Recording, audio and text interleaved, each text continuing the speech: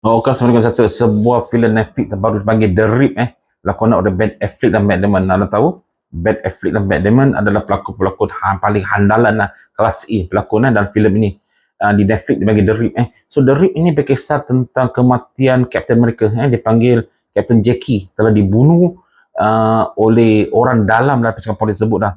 So Matt Damon ni dipanggil sebagai lieutenant di sana. Setelah kapten tu mati, dia ambil alih ke pasukan dia lah, pasukan TNT lah, di mana sebelum Captain Jackie tu mati, beliau sempat atau message kepada Matt Damon atau Lieutenant Dan ni bahawa terdapat longgokan wang yang banyak di sebuah rumah. Okay, so Matt Damon nak tahu siapakah orang dalam yang telah membunuh Captain Jackie ini.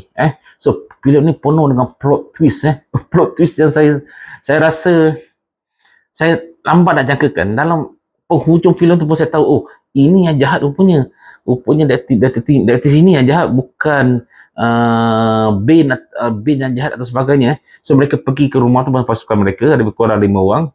Mereka jumpa wang dalam botong baldi lebih kurang 20 juta. So dalam sequence tu saya ingat Matt Damon ni nak mengambil duit tu untuk guna sendiri 20 juta kan.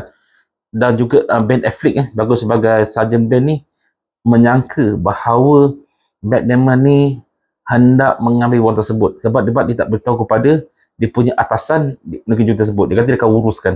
So berlaku pertengkaran mereka dua ni lah. So Ben Affleck atau Ben ni telefon pada kawan dia DEA, dia tahu mereka ada jumpa wang di dalam sana dan minta bantuan dia kerana dia percaya dengan Dan ni. Okey, maka dia datang lah.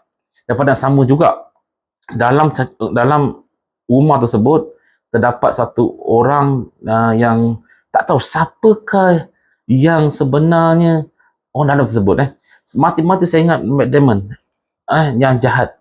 Tapi terbaliknya berlaku, terbabit adalah orang DEA tersebut dan orang dalam tersebut yang tidak saya jangka sekarang. Dia telah membunuh Captain Jackie ni tersebut. So dalam ending filem ni mereka berjaya lah mengambil membalas dendam, bunuh DEA itu yang bunuh orang kata Captain mereka, dan juga berjaya menyelesaikan masalah di sinilah. Sebab mereka memang masalah besar.